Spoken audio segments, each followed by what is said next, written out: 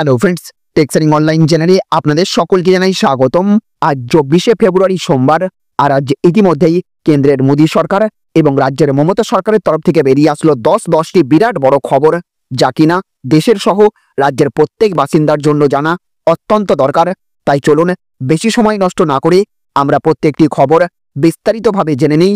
আর তার আগে আপনাদের কাছে ছোট্ট একটা অনুরোধ, অবশ্যই ভিডিওটিকে লাইক করবেন, সঙ্গে সঙ্গে সকলের কাছে ভিডিওটি দেখার পর শেয়ার করবেন। আর যদি আপনি আমাদের চ্যানেলে নতুন হয়ে থাকেন তাহলে চ্যানেলটিকে সাবস্ক্রাইব করবেন। ভিডিওটি যদি আপনি ফেসবুক থেকে দেখে থাকেন তাহলে অবশ্যই আমাদের পেজটিকে ফলো করবেন। আর আপনি এই মুহূর্তে দেশের কোন রাজ্যের কোন জেলা থেকে এই ভিডিওটি দেখছেন অবশ্যই আপনার এলাকার নাম কমেন্ট বক্সে লিখে জানিয়ে দেবেন। তো দেখুন, আজকের প্রথম খবরেই বলা হচ্ছে সামনের মাস থেকে বাতিল হয়ে যাবে হাজার হাজার লক্ষ্মীর ভান্ডারের অ্যাকাউন্ট, কড়া নির্দেশ জারি। তো সামনের মাস থেকে বাতিল হয়ে যাবে হাজার হাজার লক্ষ্মীর ভান্ডারের অ্যাকাউন্ট, এবার বন্ধ হয়ে যাবে হাজার হাজার লক্ষ্মীর ভান্ডারের অ্যাকাউন্ট। এপ্রিল মাস থেকেই এলো নয়া নিয়ম। হঠাৎ কেন এমন সিদ্ধান্ত নিল রাজ্য সরকার? এই বাজেটে টাকা বাড়ানোর কথা বলা হয়েছিল লক্ষ্মীর ভান্ডার প্রকল্পে, কিন্তু তা একেবারেই বাড়েনি। উল্টে এবার হাজার হাজার অ্যাকাউন্ট বন্ধ করে দিতে চলেছে রাজ্য সরকার। এবার এই টাকা পেতে কিছু কড়া নির্দেশ দিয়েছে রাজ্য সরকার। রাজ্য সরকারের তরফ থেকে জানানো হয়েছে টাকা পেতে মানতেই হবে এই নিয়ম, নতুবা বাতিল করা হবে অ্যাকাউন্ট। প্রথম শর্ত হচ্ছে সিঙ্গেল অ্যাকাউন্ট না থাকলে আর ঢুকবে না লক্ষ্মীর ভান্ডারের টাকা। টাকা পেতে ব্যাংকে থাকতে হবে সিঙ্গেল অ্যাকাউন্ট। দ্বিতীয় শর্ত হচ্ছে 20 থেকে 60 বছরের মধ্যে যাদের বয়স, একমাত্র তারাই পাবেন এই প্রকল্পের টাকা, এর বাইরে টাকা পাওয়া যাবে না। তৃতীয় শর্ত হচ্ছে এছাড়া নির্দিষ্ট ব্যাংকে গিয়ে কেওয়াইসি আপডেট করতে হবে, নইলে আর টাকা ঢুকবে না লক্ষ্মীর ভান্ডারের। এই শর্তগুলো না মানলে 1 এপ্রিল থেকে বন্ধ হয়ে যাবে লক্ষ্মীর ভান্ডারে টাকা, বাতিল হয়ে যাবে অ্যাকাউন্ট। কড়া নির্দেশ দিতে চলেছে রাজ্য সরকার। এছাড়া দেখুন, আজকের আরও একটি বড় খবরে বলা হচ্ছে অবশেষে সরকারি কর্মীদের কাছে হারল রাজ্য সরকার, মেটানো হবে বকেয়া, জারি নির্দেশিকা। তো বাজেটে ডিএ বৃদ্ধি করেছে রাজ্য সরকার, ফের এক দফায় 4% মহার্ঘ ভাতা বা ডিএ বৃদ্ধি করেছেন মমতা। তবে তাতে সন্তুষ্ট নন অনেক সরকারি কর্মী এবং শিক্ষক। তাদের দাবি কেন্দ্রীয় হারে ডিএ দিতে হবে। এই নিয়ে আন্দোলন বিক্ষোভ চলছেই। এরই মধ্যে বড় খবর সামনে আসছে।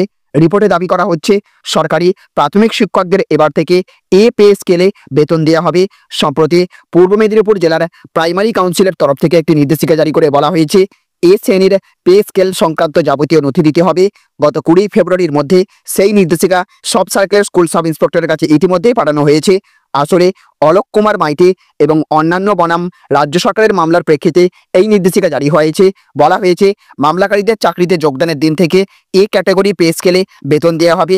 আগে ডিরেক্টরেট অফ স্কুল এডুকেশন এই সংক্রান্ত নির্দেশিকা জারি করেছিল। এবার স্কুল সাব ইন্সপেক্টরদের এই সংক্রান্ত নথি জমা দেওয়ার নির্দেশ দেওয়া হয়েছে।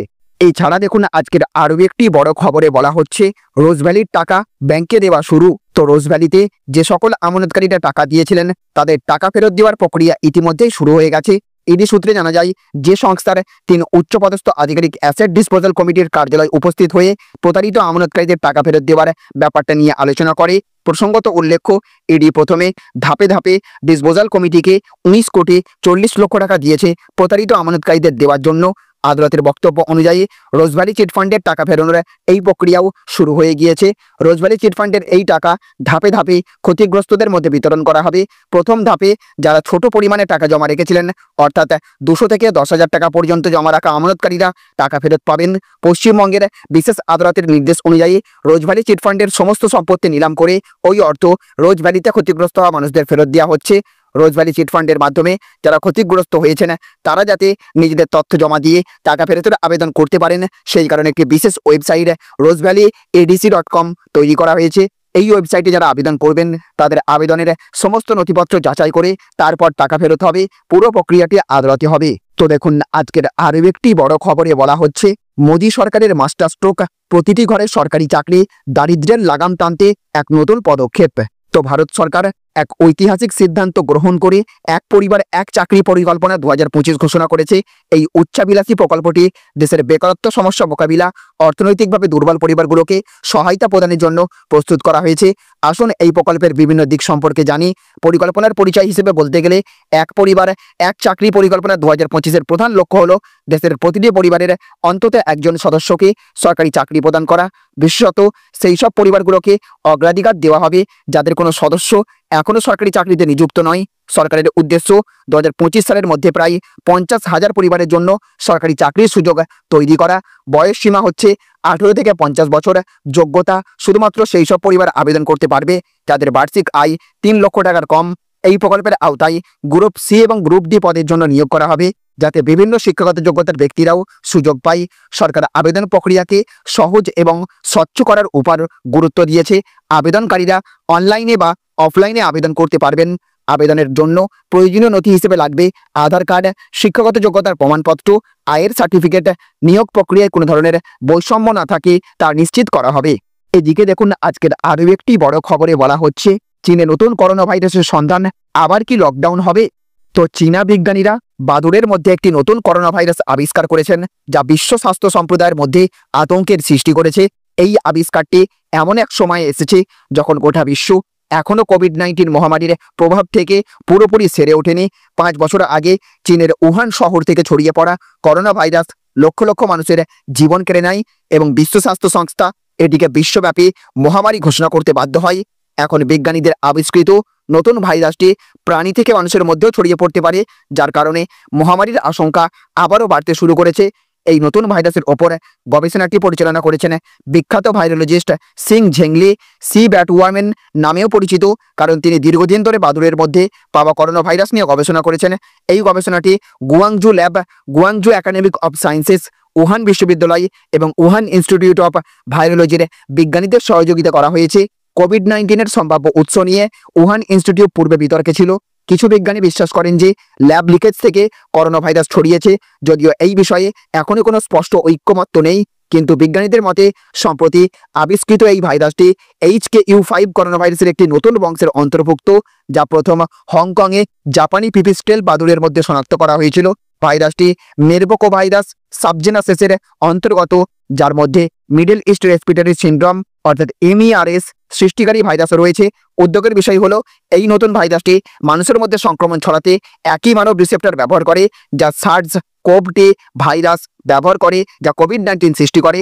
এর অর্থ হলো এই ভাইরাসটি মানুষের মধ্যেও দ্রুত ছড়িয়ে পড়তে পারে এবং গুরুতর সংক্রমণের কারণ হতে পারে। তো দেখুন, আজকের আরও একটি বড় খবরে বলা হচ্ছে ভোটার কার্ডের বদলে এবার নতুন কার্ড চালু। এটি সবাইকে করতে হবে।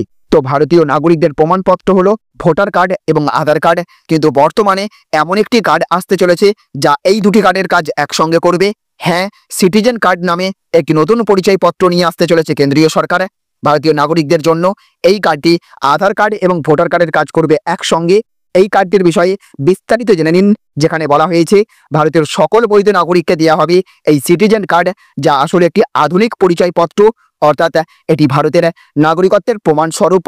এই কার্ডে একটি পরিচয় নম্বর দেওয়া থাকবে, যা আপনার পরিচয় এবং নাগরিকত্বের অবস্থাকে চিহ্নিত করবে। এই কার্ডটি চালু হয়ে গেলে ভারতীয় নাগরিকদের আর আধার কার্ড, ভোটার আইডি কার্ড ইত্যাদি একাধিক নথি সঙ্গে করে নিয়ে ঘুরতে হবে না, কারণ একটি কার্ডেই এবার হবে মুশকিল আসান।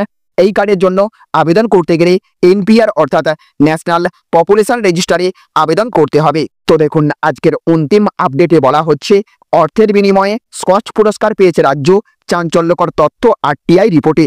তো স্কচ পুরস্কার নিয়ে বিতর্কিত মন্তব্য করে বিধানসভায় স্বাধিকার ভঙ্গের নোটিশ পেলেন বিজেপি বিধায়ক হিরণ চট্টোপাধ্যায়। তার বিরুদ্ধে এই নোটিশ এনেছেন অর্থ প্রতিমন্ত্রী চন্দ্রিমা ভট্টাচার্য। হিরণের অভিযোগ, রাজ্য সরকার অর্থের বিনিময়ে স্কচ পুরস্কার পেয়েছেন, পুরস্কার কিনেছেন। সম্প্রতি এক RTI কর্মী এই তথ্য প্রকাশ করেছেন। 2015 সাল থেকে এখনো পর্যন্ত প্রায় 40টি পুরস্কার এসেছে রাজ্যের কাছে, তবে এই পুরস্কার নাকি অর্থের বিনিময়ে পেয়েছে মমতা ব্যানার্জির সরকার, এমনটাই অভিযোগ হিরণ চট্টোপাধ্যায়ের।